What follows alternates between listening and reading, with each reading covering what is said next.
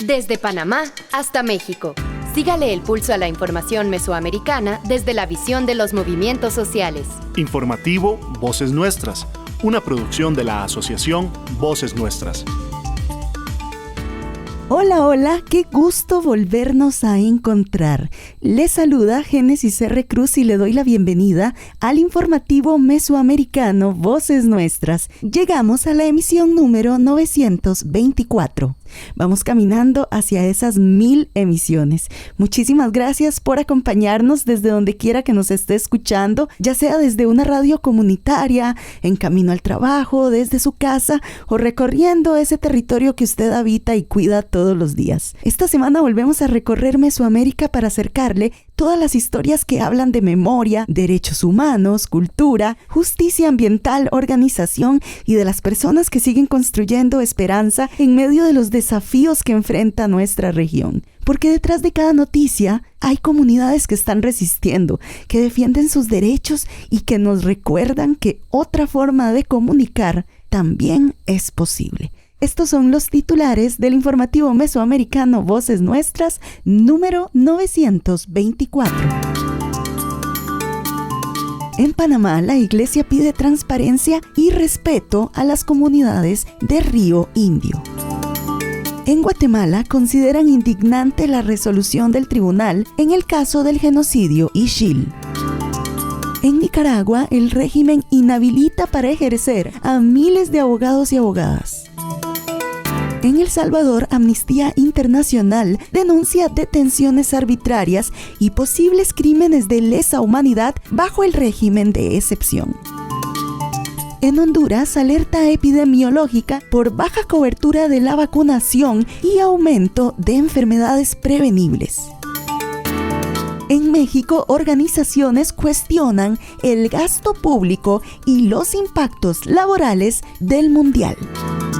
En Costa Rica, trabajadoras del INAMU denuncian afectaciones laborales y riesgos durante reorganización. En El Salvador, Bukele buscará un nuevo mandato en las elecciones presidenciales del 2027. Y en México, la Bibliorefri transforma refrigeradores en desuso en bibliotecas comunitarias. Nos unen nuestros territorios, nuestras historias, nuestras culturas. Informativo mesoamericano, Voces Nuestras. Casi siempre pensamos en seguridad digital, justo como dices, como una práctica individual, que si la hago bien o no, afecta directamente mis datos y mi individualidad. Pero la cosa es mucho más compleja que eso. Tenemos una caja negra, básicamente, en donde la población soltamos información, pero no tenemos control de qué pasa con estos datos y que fácilmente pueden ser utilizados y nos pueden afectar directamente. Si mi celular es retenido por un oficial de policía, no solo va mi información, va la información de mi organización, de las personas con las que me contacto, de mi círculo. Ahí toca tomar medidas para que esta información, tanto la mía como la otra gente, no esté vulnerada. Y nos toca entender esa dimensión de las posibilidades de vulneración de datos. Entonces, ¿cómo empezamos a cuidarnos y a cuidar a quienes nos rodean en el territorio digital? Activa la autenticación en 2 pasos. Usa contraseñas largas y diferentes para cada cuenta. Mantén actualizados todos tus dispositivos. Verifica el origen de enlaces y archivos antes de abrirlos. Revisa los permisos que das a las aplicaciones. Navega usando Firefox y cuando sea necesario, utiliza una VPN. Compartí información sensible por aplicaciones con cifrado de extremo a extremo, como Signal. Y sobre todo, habla de seguridad digital dentro de tu organización, colectivo o comunidad. Entonces, 1, si vamos a ser públicos, hacerlo con plena conciencia. 2, apreciar la información y cuidar nuestra información privada, porque nos vulneramos a nosotras y a nuestro entorno, no solo a nosotras mismas. Tercero, tener respaldo de la información y respaldo en espacios realmente seguros. Respaldos tanto de datos como de cuentas, como de acceso a cuentas, y también pensar en este respaldo y en el cuidado de lo físico y lo emocional. ¿Quiénes van a ser quién es nuestro círculo de apoyo en caso de que nos afecten de forma digital o presencial, pero de qué manera la tecnología nos puede servir para eso? Y yo creo que también no permitir, porque es sumamente común que cuando pensamos en medidas extremas de seguridad digital, no permitir que esto nos quite la alegría de utilizar las redes y utilizar el entorno digital. Si querés más información, lee el artículo completo en revistamiradasmoradas.com. En Panamá, la preocupación por el futuro de las comunidades de la cuenca del río Indio sigue generando reacciones en Panamá. Esta vez fue la Iglesia Católica la que hizo un llamado a garantizar la transparencia, el diálogo y el respeto a las poblaciones que podrían verse afectadas por los planes de expansión hídrica vinculados al Canal de Panamá. Desde Radio Temblor Internacional nos informa Dania Betsy Batista Guevara. Iglesia pide transparencia y respeto a las comunidades de Río Indio. Durante una misa celebrada recientemente en la comunidad de Limón, en el distrito de Chagres, provincia de Colón, Monseñor Manuel Ochogavía expresó su preocupación por la situación que enfrentan las comunidades de la cuenca del río Indio ante los planes de expansión hídrica vinculados al Canal de Panamá. El líder religioso cuestionó las afirmaciones de la autoridad del Canal de Panamá, que señalan que la mayoría de las comunidades han aceptado los procesos de reubicación e indemnización. Según indicó, la realidad que se percibe en el territorio es distinta, pues aún predominan la incertidumbre, el temor y el descontento entre numerosos moradores de la región. El pronunciamiento surge en medio de los reclamos de habitantes que solicitan consultas públicas más amplias y transparentes sobre el proyecto. También manifestó inquietud por la creciente presencia de agentes de seguridad en el área y por las dudas que persisten respecto a los estudios técnicos y sociales realizados. Escuchemos declaraciones del obispo de Colón y Gunayala, Monseñor Manuel Ochogavía. El plan que ellos tenían, el reasentamiento tenía que haber comenzado en enero de este año. Así estaba en el calendario. ¿Qué los tiene frenados? No lo sé. Supongo que la lucha de los campesinos, la resistencia. Si ellos dicen que tienen un gran apoyo del campesinado, ya debieron haber empezado el reasentamiento. Pero si no lo han empezado, quiere decir que es mentira lo que están diciendo. ¿Qué quiere decir eso? Que hay una mayoritaria oposición por parte de los campesinos al tema del embalse y el consecuente reasentamiento. Entonces, aquí hay un problema. Yo sí les dije a ellos que hay un problema de la verdad, porque la información que ellos dan como pública y certera no coincide con lo que está en la realidad.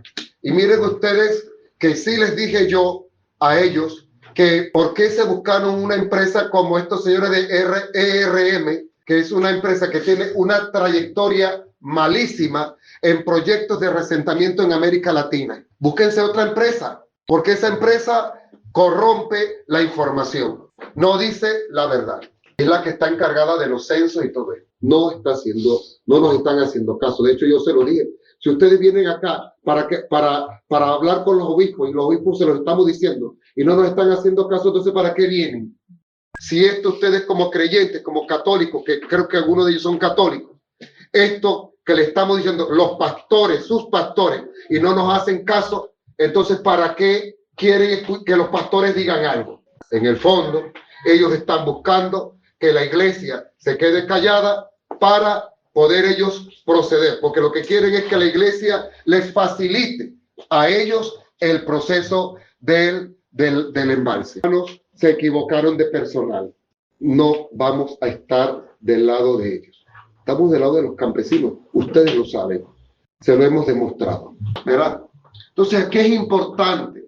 Es importante que la comunidad esté sensibilizada sobre sus derechos, sobre la necesidad de luchar en la defensa de su vida, de la vida del pueblo, de la vida del río, de la vida de nuestra naturaleza, de la vida de... Al concluir su mensaje, el obispo reiteró que las comunidades tienen el derecho legítimo de defender pacíficamente su territorio, sus medios de vida y la cuenca del río Indio. Asimismo, pidió que cualquier decisión futura se sustente en la transparencia, el diálogo y el respeto a las poblaciones que podrían verse afectadas. Desde Panamá, ciudadana Betsy Batista Guevara, Radio Temblor Internacional para el informativo Voces Nuestras.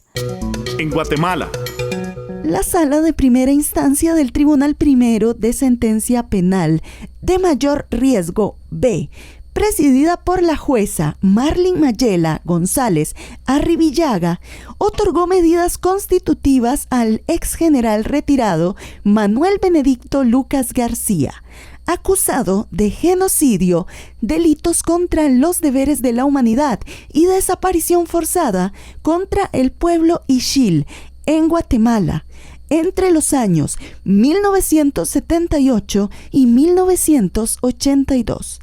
Las medidas otorgadas son las siguientes: arresto domiciliario en la casa de su hijo en la ciudad de Guatemala, quien fue designado como garante. Prohibición de salir del país. Prohibición de comunicarse con testigos y peritos. Libertad inmediata. Para la Asociación para la Justicia y Reconciliación, la resolución del Tribunal de Mayor Riesgo B es indignante. El licenciado Mario Trejo, abogado de la querella, señaló que el dictamen favorable al acusado no es oportuno. Están documentadas 1.700 víctimas y existen alrededor de 1.300 medios de prueba diligenciados durante el debate que documentan aproximadamente 1.100 masacres. Por lo tanto, estamos ante un caso de alta complejidad, concluyó Trejo.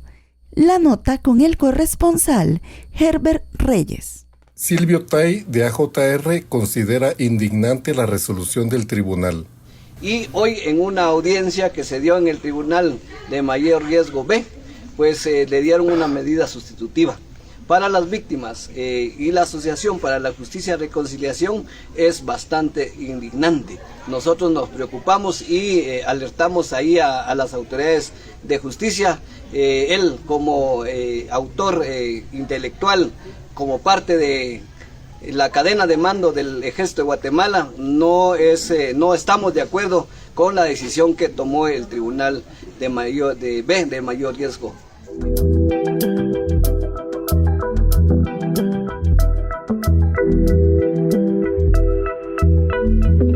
Un saludo a todos nuestros oyentes. Mi nombre es Mario Rolando Trejo Milián, abogado auxiliante de la Asociación Justicia para la Reconciliación, AJR, que son creyentes adhesivos en el caso genocidio Ixil contra Manuel Benedicto Lucas García. El día de ayer, 15 de julio, tuvimos una audiencia a solicitud de la defensa técnica del sindicado en el Tribunal de Sentencia de Mayor Riesgo Grupo B, en la cual solicitaron una revisión de las medidas de coerción para medidas sustitutivas, las cuales pues fueron otorgadas por el tribunal en contra del sindicado. Esta solicitud por parte de la defensa fue atendiendo a razones de la edad y salud del sindicado. Él es una persona que está próximo a cumplir 94 años. Su situación jurídica era de privación de libertad. Sin embargo, pues las circunstancias reales es que él, desde el inicio de este proceso, pues se ha encontrado recluido en el Centro Médico Militar, que es un centro hospitalario, atendiendo a estos factores de su edad y algunas complicaciones de salud, naturalmente que tiene por su edad, para que pudiera tener los cuidados respectivos al mismo. Sin embargo, pues plantearon esta solicitud por estos mismos factores, atender estos factores, y que él tiene la necesidad de atender otros compromisos sociales, culturales y religiosos a los cuales pues él se dedicaba previo a enfrentar este juicio o previo a su privación de libertad en juicios anteriores al de genocidio Ixil. Como creyentes nos opusimos a dicha solicitud, tendiendo a que no era acorde esta solicitud de medida sustitutiva y otorgarle la libertad cuando se está llevando un juicio histórico en Guatemala por genocidio, desaparición forzada, delitos contra lesa humanidad, es decir, que son delitos muy graves de violaciones a los derechos humanos, en lo cual pues este juicio se ha sustanciado y se ha acreditado que son alrededor de 1.700 víctimas, se han documentado 1.300 medios de prueba aproximadamente, y también se tiene acreditados 1.100 masacres también aproximadamente dentro de este proceso, ¿verdad? Entonces no es algo que sea ni equitativo ni justo para las víctimas y los familiares de las víctimas, que no se puede alcanzar justicia. Este proceso hace 2 años estuvo próximo a tener una sentencia, casi finalizando su debate, y a través de acciones de la defensa técnica, pues un órgano superior, una sala de apelaciones, pues apartó al tribunal que estaba conociendo y mandó a repetir la fase de juicio.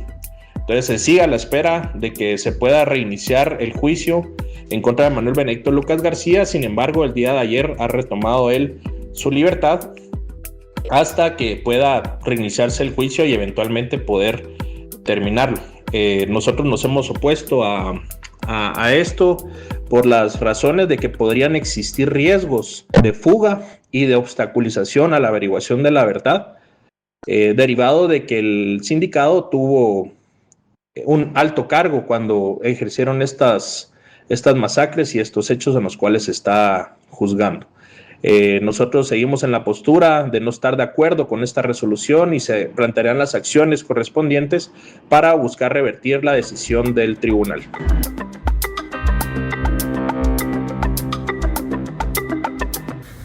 Para el informativo mesoamericano Voces Nuestras, reportó desde la ciudad de Guatemala Herbert Reyes.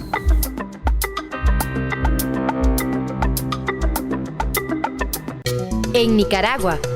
De manera sorpresiva y sin posibilidad de defensa, el régimen de Daniel Ortega y Rosario Murillo inhabilitó para ejercer la profesión a más de 2.000 abogados y abogadas, según denuncias de personas afectadas y organizaciones que dan seguimiento al caso.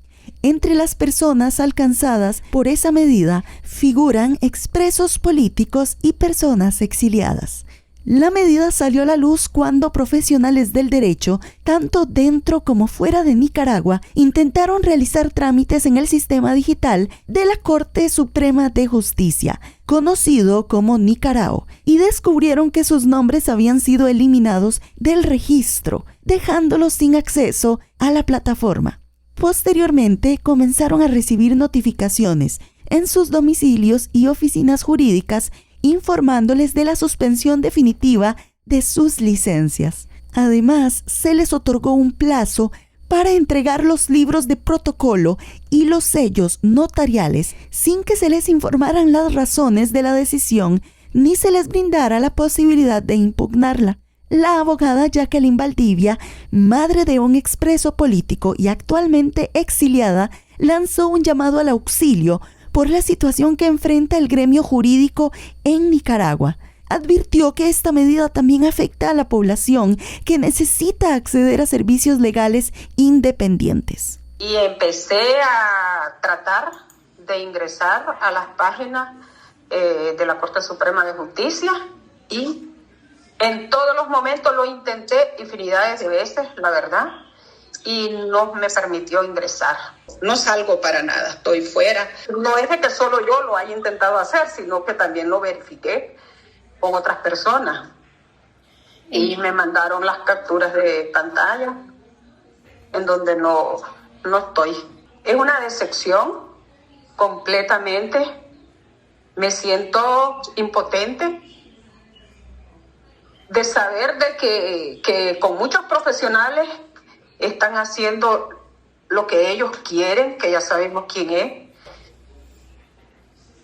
Como ciudadana también están violentando todos nuestros derechos cuando las personas hacemos mucho sacrificio para estudiar, que dejamos de llevarnos un bocado a la boca por asumir nuestros gastos universitarios. En ese sentido, pues son represalias contra los opositores, porque somos opositores declarados desde que salimos del país y siendo pues la mamá de Nairobi, un excarcelado político, entonces con mucha más razón. Yo me puse a pensar en esos abogados que dependen de la profesión, que son quienes llevan el sustento a sus hogares y que por ser opositores les hayan cancelado y no puedan ejercer. Entonces digo yo, qué barbaridad, ¿cómo va a ser esta gente ahora para sobrevivir? ¿Cuántas personas habrán tenido contratado a estos abogados? Y ahora al cancelarlos quedan en la indefensión. Y si ya les pagaron a los abogados, o sea, es una cuestión, como le digo yo, que no miden consecuencias, tampoco les importan las consecuencias que les puedan llevar a las familias. Sobre este caso, el grupo de expertos en derechos humanos sobre Nicaragua, creado por el Consejo de Derechos Humanos de las Naciones Unidas, condenó la decisión del régimen y exhortó a las autoridades a respetar los principios básicos que garantizan el libre ejercicio de la abogacía sin intimidaciones, obstáculos ni interferencias. Por su parte, el abogado opositor Juan Diego Barberena, integrante de la Unidad Nacional Azul y Blanco y también exiliado, afirmó que esta medida refleja el temor del régimen hacia las y los profesionales del derecho y busca debilitar uno de los sectores que defienden el Estado de Derecho en ese país. Nos hemos dado cuenta de otra arremetida represiva de la dictadura Ortega Murillo en contra de los profesionales nicaragüenses. Esta vez nos ha tocado al gremio de los abogados y abogadas y notarios públicos.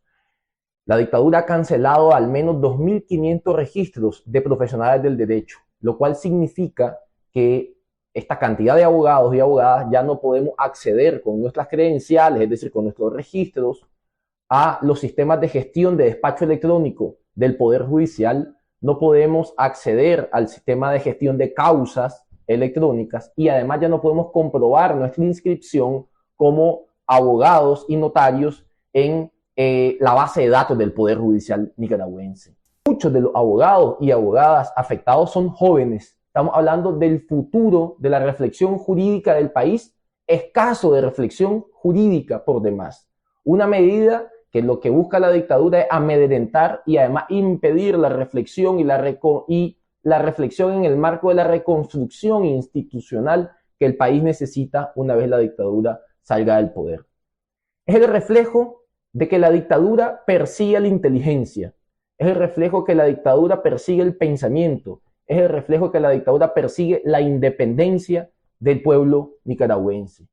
Además del impacto sobre el ejercicio profesional, la cancelación de estas licencias también afecta la economía de cientos de familias que dependían del trabajo de las y los abogados y de cientos de personas que dependen de esos profesionales para poder acceder a la justicia.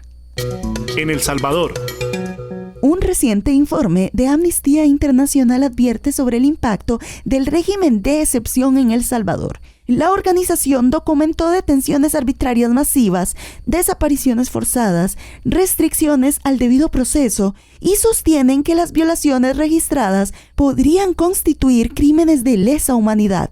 El estudio se basa en el análisis de datos, entrevistas y testimonios de víctimas, población civil y agentes retirados. Desde Radio YSUK en El Salvador, nos informa Kevin Muñoz. Amnistía Internacional Américas publicó el informe Seguridad sin Derechos, en el que documenta detenciones arbitrarias masivas, vulneraciones al debido proceso y posibles patrones consecutivos de crímenes de lesa humanidad durante el régimen de excepción en El Salvador. La organización señaló que hasta la fecha, más de 90.000 personas han sido detenidas bajo este régimen y que se han registrado al menos 470 muertes bajo custodia del Estado. Estos datos se basan en 4 años de documentación independiente, entrevistas con víctimas, familiares, abogados, defensores de derechos humanos y testimonios de agentes activos y retirados de la Policía Nacional Civil. Amnistía Internacional indicó que aproximadamente 1.8% de la población salvadoreña se encuentra privada de libertad y que al analizar únicamente a la población masculina, la cifra equivaldría a que 3 de cada 100 hombres estarían encarcelados. El informe identifica 4 patrones que según la organización se han repetido durante la vigencia del régimen de excepción: detenciones arbitrarias, desapariciones forzadas, tortura y otros tratos crueles, inhumanos o degradantes, así como el desmantelamiento del debido proceso. La investigación sostiene que estas violaciones habrían sido facilitadas por un diseño institucional marcado por el debilitamiento de la independencia judicial, la destitución de magistrados de la Sala de lo Constitucional de la Corte Suprema de Justicia y del Fiscal General de la República, además de reformas legales que ampliaron el poder punitivo del Estado y mayores restricciones al acceso a la información pública. Ana Picker, directora de las Américas de Amnistía Internacional, afirmó que los hechos documentados podrían llegar a calificarse como posibles crímenes de lesa humanidad. Nuestro análisis concluye que existen fundamentos razonables para considerar que estos elementos concurren en El Salvador.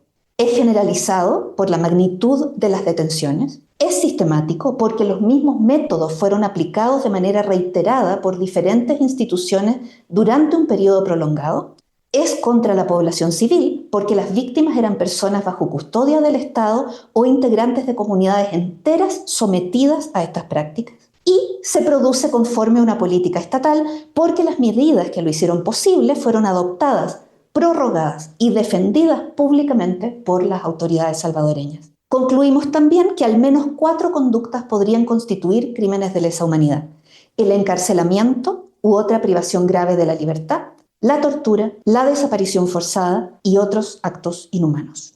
El director ejecutivo de Cristosal, Noah Bullock, detalló que los hallazgos de Amnistía Internacional coinciden con los de Cristosal. Añadió que la captura de instituciones advertía que el país sumaba condiciones que permitían la violación de derechos humanos. Y cuando pasó eso, nuestra organización y otras advertimos de que existía en el país condiciones para cometer graves violaciones de derechos humanos. Cuando las garantías, las protecciones constitucionales ya no están, la población se encuentra en una posición de vulnerabilidad ante el poder del Estado. Y eso es lo que pasó con el estado de excepción. Y explicamos en qué consiste el Estado de Derecho. Y la primera respuesta que nos dieron la mayoría de las familias era enojo con nosotros. Porque la expectativa que tenía es que si su pariente fue capturado de manera, injustamente, que las cortes lo iban a dejar en libertad. Entonces es interesante eso porque se supone de que, según la narrativa oficial, no funcionaban las instituciones antes. Pero la gente sí tenía la expectativa de recibir alguna protección. Y luego pasaron a todas las instituciones, a la PDH, a la Procuraduría, a los centros penales, y encontraron instituciones, cooptadas, que estaban más al servicio del Ejecutivo que a la ciudadanía que estaba buscando protección de derechos. Bullock explicó que en el contexto del régimen de excepción, el presidente asume el poder de determinar quiénes son los ciudadanos que son protegidos por las leyes, por lo que incluso un grupo empresarial o un defensor de derechos humanos puede ser detenido, desaparecido o se les puede quitar las garantías constitucionales. De igual forma, Ignacio Hoftis, director para América Latina de Interjust, indicó que su organización concluyó que existen bases razonables para creer que en El Salvador se están cometiendo crímenes de lesa humanidad. Además, identifica muchas conclusiones similares a las de Amnistía Internacional. El segundo punto diría que es el tipo de violación de derechos humanos que se han documentado, ¿no? Ambas investigaciones han visto decenas, centenares, inclusive miles de casos de distintas violaciones de derechos humanos. Detenciones arbitrarias, casos de tortura, de desapariciones forzadas, muchas de corto plazo. Diría acá, quizás el HIPES también, es interesante mencionarlo, dedica un apartado con bastante profundidad respecto a otro tipo de ataque vinculado bien a gente de la sociedad civil, opositores o personas percibidas como tal, donde se considera que se da la vulneración de persecución. No mencionaba el caso de Ruth López, que es absolutamente escandaloso y que está sucediendo, ¿no? El HIPES también se enfoca en ese acto, pero los actos típicos de las violaciones de derechos humanos también hay coincidencia, ¿no? Detenciones arbitrarias, tortura, muerte bajo custodia, desapariciones forzadas mucho de corto plazo. Las organizaciones señalaron que la comunidad internacional mantiene conversaciones privadas con el gobierno salvadoreño sobre temas relacionados con derechos humanos. Sin embargo, Noah Bullock indicó que también es necesario escuchar a los liderazgos democráticos del mundo defender públicamente los estándares internacionales de derechos humanos. Por su parte, Anna Picker explicó que el informe no determina quiénes serían los responsables de los posibles crímenes de lesa humanidad. Señaló que corresponde a los tribunales salvadoreños o instancias internacionales establecer eventuales responsabilidades. Desde Radio YSUCA en El Salvador, para el informativo mesoamericano Voces Nuestras, informó Kevin Muñoz. En Honduras. La disminución en las coberturas de vacunación vuelve a generar preocupación en Honduras. Las autoridades sanitarias emitieron una alerta epidemiológica ante el repunte de enfermedades como la tosferina y el sarampión, padecimientos que pueden prevenirse mediante la inmunización. Las situaciones ponen en alerta a las comunidades y al sistema de salud frente al riesgo de nuevos contagios. Desde Radio Progreso, Pablo Martínez nos amplía la información.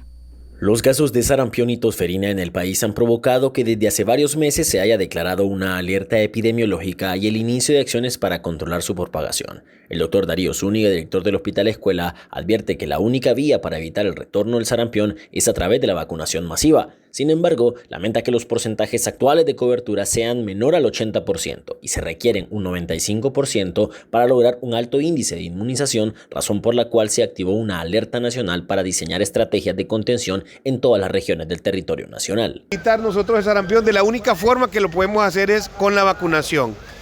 Ya la Secretaría de Salud puso una alerta desde enero de que teníamos la posibilidad de un brote de sarampión en el país y desde entonces la Secretaría de Salud y las diferentes entidades hemos venido trabajando en un plan de contingencia a nivel nacional.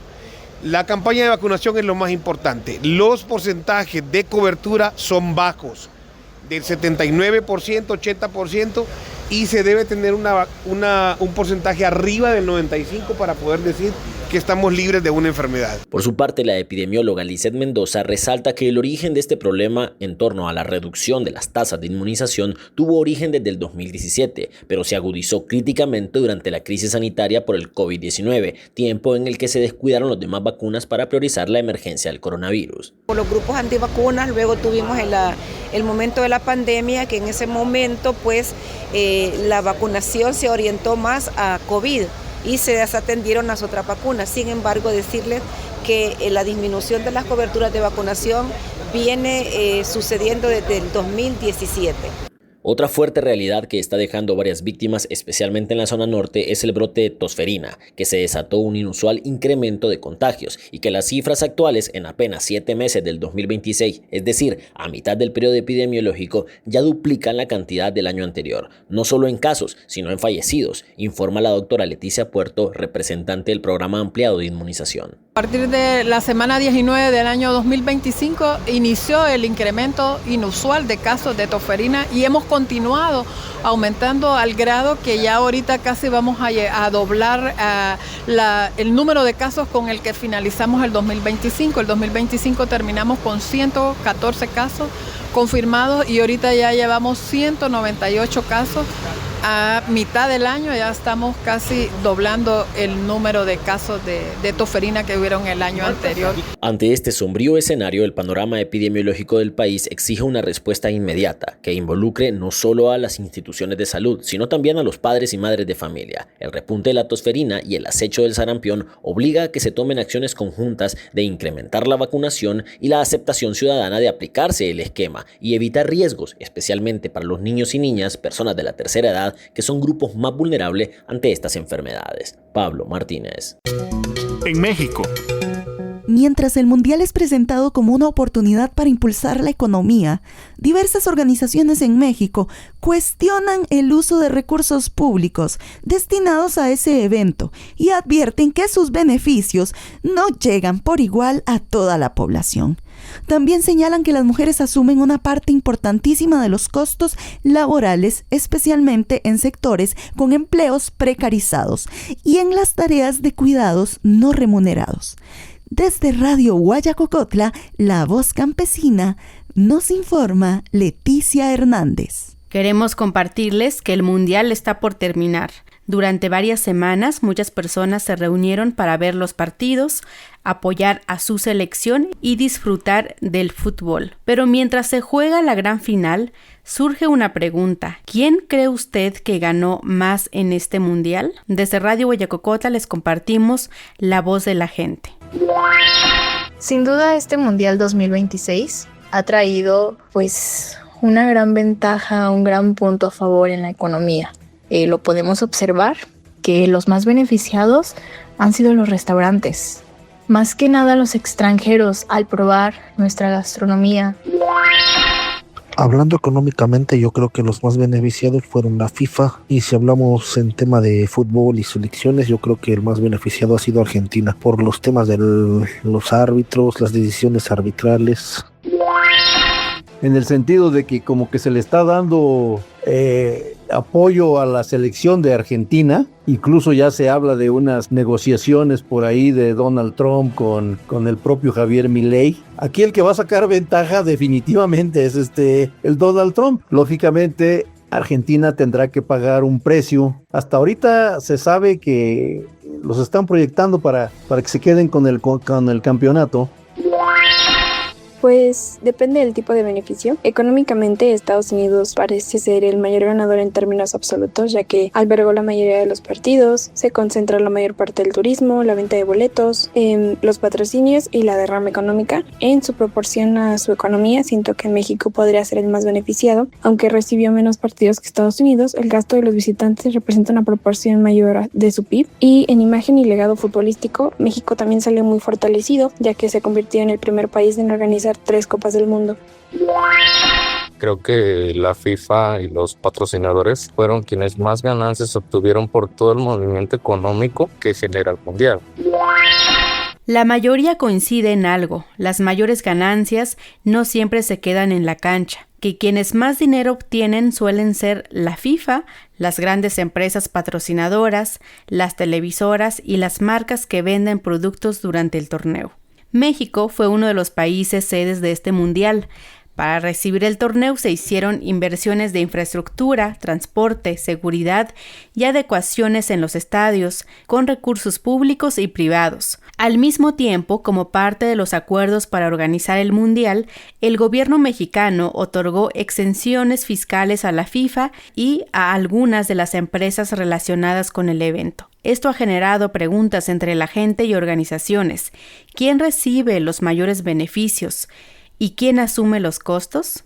El fútbol mueve emociones, une a millones de personas y nos hace celebrar, pero también mueve muchísimo dinero, y entender cómo se reparte ese dinero es otra forma de analizar la realidad, que las mayores ganancias se lo llevan las grandes empresas y la FIFA. Para el informativo Voces Nuestras, les acompañó Leticia Hernández desde Radio Guayacocotla, la voz campesina en México. En Costa Rica, la reorganización interna del Instituto Nacional de las Mujeres, INAMU, en Costa Rica ha generado gran controversia. Diversas organizaciones feministas y sociales solicitaron la suspensión de dicha reorganización, argumentando que ese proceso carece de transparencia y debilita la función rectora.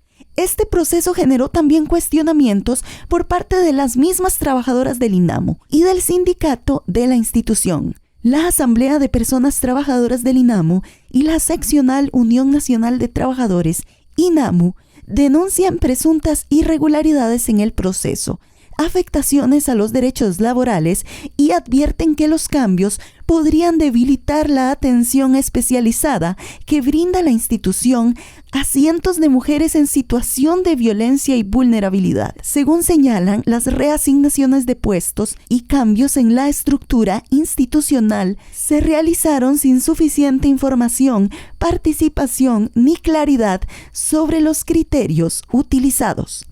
Las organizaciones laborales aseguran que desde junio varias funcionarias y funcionarios empezaron a recibir notificaciones sobre sus nuevos puestos dentro del organigrama institucional.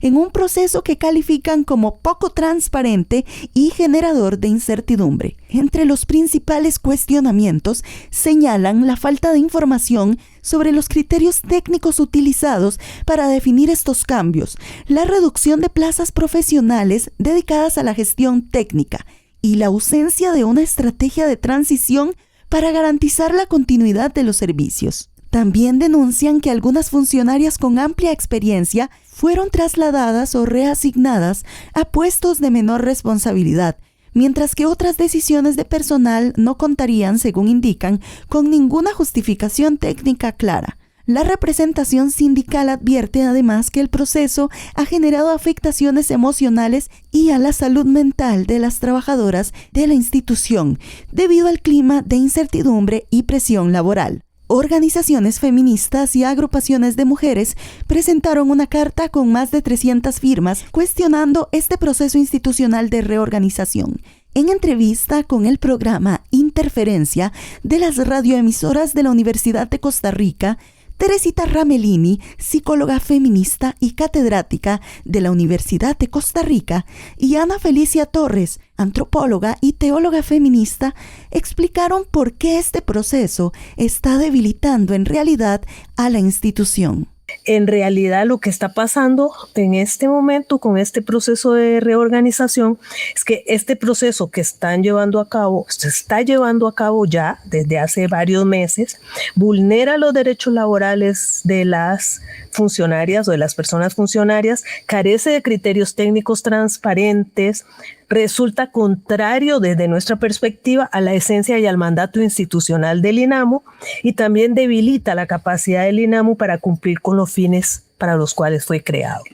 Haciendo tanto una revisión documental como un trabajo de diálogo con las funcionarias de nivel central y con las funcionarias de las oficinas regionales, así como con la participación masiva de mujeres, nosotras logramos identificar algo que yo creo que hoy estamos comprobando, y es que se debilita la rectoría de la institución en materia de políticas públicas para las mujeres. Y se dirige la institución a algo que nosotros ya habíamos señalado, se lo hemos planteado a las autoridades institucionales, que es circunscribir la rectoría de la institución en el campo de los servicios para las mujeres. Eso es un cambio muy profundo, porque la rectoría en materia de política pública implica que la institución tuviera una capacidad política de incidencia en las instituciones del Estado para que las instituciones ejecuten acciones en torno a los derechos de las mujeres, no para que las mujeres reciban servicios. Entonces, se fortalece en nuestro criterio la rectoría en materia de servicios, desplazando las funciones de la institución, sobre todo a los niveles regionales, cuando había un proceso de regionalización muy precario y vulnerable. Ante esta situación, diversos sectores hacen un llamado a la ciudadanía a defender el papel del Instituto Nacional de las Mujeres como una institución encargada de promover y proteger los derechos humanos de las mujeres en Costa Rica. Mientras tanto, la Asamblea de Personas Trabajadoras del INAMU señala que continuarán solicitando transparencia y garantías laborales durante este proceso de reorganización institucional. En El Salvador, el partido oficialista Nuevas Ideas ratificó al presidente Nayib Bukele como su candidato para las elecciones presidenciales de El Salvador en 2027, abriendo el camino para que busque un nuevo mandato. La decisión se produce en un contexto de alta popularidad por su política de seguridad, pero también en medio de los cuestionamientos de organizaciones y especialistas por el impacto del régimen de excepción y el autoritarismo sobre los derechos humanos. Desde Radio Francia Internacional, el reporte. Sin otro candidato a la vista, el partido Nuevas Ideas proclamó a Nayib Bukele en el poder desde 2019 como el próximo candidato de su formación para las elecciones presidenciales de 2027. Una noticia que no sorprendió a nadie, sobre todo tras la reforma del Congreso en julio de 2025, cuando se abolió el límite de 2 mandatos consecutivos. Para Rodolfo Cardenal, jesuita y profesor de la Universidad Centroamericana de El Salvador, esto sentencia el futuro de los activistas en prisión. Van a seguir encerrados. De hecho, mientras exista el régimen de excepción que ha impuesto, que vienen renovando continuamente, la idea es que todos los detenidos, la inmensa mayoría de ellos, culpables e inocentes, sigan detenidos indefinidamente. Razonablemente eso no es sostenible a largo plazo, pero esa es la idea. Y de hecho, uno de los argumentos de su campaña es, si yo me voy, los van a liberar a los pandilleros. Y eso la gente obviamente no lo quiere. La popularidad del apodado dictador cool se consolidó en 2022, cuando Bukele instauró un estado de excepción para desmantelar a las bandas criminales. Una medida que ha transgredido los derechos humanos y reducido las libertades individuales de la población, según organizaciones como Amnistía Internacional o Human Rights Watch. Es indiscutiblemente que tiene una popularidad masiva, en gran medida derivada de haber terminado con las pandillas. Ese es el fuerte y eso es el argumento principal para la reelección. Por otro lado, porque la inmensa mayoría se conforma con eso. Pero Cardenal insiste en que Bukele necesita mantenerse en el poder por otros motivos más allá de la seguridad. Seguir en el poder permite que él y su entorno se sigan enriqueciendo e impide o mantiene la corrupción. Si él deja el poder y cambian las tornas, puede haber un gobierno distinto que comience a investigar la corrupción y a perseguirla, y eso no lo pueden tolerar. El profesor critica también la falta de un programa político real. Pienso que su prioridad es perpetuarse en el poder, lo otro es absolutamente secundario. Toda la situación, la estructura económico-social va a seguir igual, pero si quiere un dato, es el país de Centroamérica que tiene menos inversión extranjera directa, y la inversión directa tiende a bajar. ¿Por qué? Porque no hay seguridad. Sin una oposición que le haga sombra y con la expulsión o encarcelamiento de gran parte de las voces críticas, el gobernante derechista se plantea como el vencedor en las elecciones del próximo año. En México, la lectura también puede encontrar nuevos caminos para llegar a las comunidades. En México, viejos refrigeradores que parecían haber cumplido ya su ciclo, hoy se están transformando en espacios llenos de historias, de intercambio y de aprendizaje. Esa es la propuesta de Bibliorefri, lectura fresca, una experiencia que busca resignificar la lectura y crear nuevos lugares de encuentro comunitario. Escuchemos este aporte de Radio Sinaca desde Puebla, México. Amigos y amigas de América Latina y el Caribe, les enviamos un saludo y compartimos con ustedes un proyecto que ha nacido a partir de la necesidad de resignificar la lectura y promover experiencias educativas y comunitarias diversas. El proyecto llamado Bibliorefris, Lectura Fresca. En entrevista con la doctora Laura Vizcarra, directora y representante legal de Hojas Vivas, asociación civil y creadora de este proyecto que tiene presencia en diferentes territorios de México y en 7 países de Latinoamérica, nos comparte cómo es que surge esta idea del proyecto, cuáles han sido las experiencias más significativas y qué se necesita para tener un bibliorefri en nuestra escuela, centro cultural, mercado o comunidad. Yo soy de Guasave, Sinaloa, y yo siempre quise hacer algo allá en mi pueblo, como digo yo, y veía que de hecho en Guasave, Sinaloa, es el corazón agrícola de México, pero no había librerías. Pensando en los chicos de la universidad, porque tenemos la biblioteca normal, pero para nada más investigación y de materias, ¿no? Entonces tenían que ir a Culiacán o a Los Mochis 2 o 1 hora a poder comprar libros, ¿no? Entonces dije, bueno, pensando en ellos, y cuando viajaba ahí en los ranchitos de la misma municipio, pues veía refrigeradores tirados o que estaban comiendo las vacas como comedores. Entonces dije, ¿por qué no agarramos los refris que nos sirvan, más los de antes que eran lámina, y lo convertimos en una biblioteca y así le podemos llevar a los chicos literatura a la universidad? Y la Universidad Autónoma de Occidente de Guasave pues nos dio la oportunidad de poner el primer proyecto. Estuvo pensado primeramente para los estudiantes de la universidad, donde ellos pudieran intercambiar libros, porque el 70% se dice que viven en las comunidades, en las rancherías de ahí de Guasave. y el 30% de la cabecera municipal. Nos pueden seguir por redes, que en Instagram estamos como Bibliorefri México, o en Facebook como El Bibliorefri, o está la página web que es bibliorefri.org, o al WhatsApp 33 24 94 88 46, y ahí nos pueden decir: hoy queremos colocar un bibliorefri en nuestra escuela, en nuestra prepa, en la comunidad. Y para eso pues lo que solicitamos nosotros es una carta que soliciten el proyecto tanto para su escuela en hoja membretada, o para algún centro cultural, o para alguna comunidad. Una vez que tengamos la carta, pues se autoriza para ver si también el lugar donde se va a colocar es idóneo, porque sí tiene que estar techado. Y en base a eso, pues ya iniciamos con buscar un refrigerador que nos sirva. No todo el trabajo lo hace una asociación civil, sino que debe ser en comunidad. Con información de la compañera Ana Salgado, se despide de ustedes Maribel Vázquez desde Radio Comunitaria Tzinaca en la Sierra Nororiental de Puebla, en México. Aquí se escuchan las voces de las mujeres y hombres que construyen Mesoamérica día a día. Informativo Voces Nuestras. Bueno, Voces Nuestras es importantísima la tarea que están haciendo, porque además desde Argentina venimos siguiendo y admiramos muchísimo el trabajo que están haciendo, así que creo que tenemos que compartir mucho más. Es muy importante la labor educativa, la labor creativa, dar espacio a las nuevas expresiones, las formas de decir, de narrar, de entusiasmar, y me parece que ustedes son un ejemplo a seguir y a compartir en toda Latinoamérica, así que felicitaciones y saludos, especialmente también a la audiencia, por supuesto, y a las compañeras que conforman Voces Nuestras. Voces Nuestras, Centro de Comunicación Educativa. Seguimos las voces nuestras. Noticias con identidad mesoamericana. Informativo Voces Nuestras.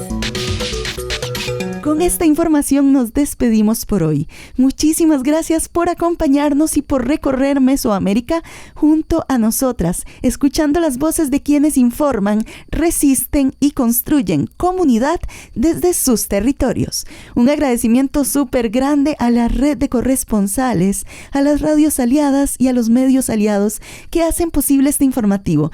Y por supuesto a usted, que semana a semana nos abre un espacio para compartir estas historias.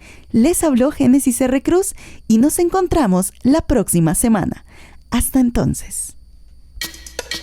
Informativo Mesoamericano Voces Nuestras, una producción de la Asociación Voces Nuestras con el apoyo de la red de corresponsales, representantes de medios y organizaciones de Centroamérica y México y el apoyo de Rosa Luxemburg Stiftung y Pan para el Mundo.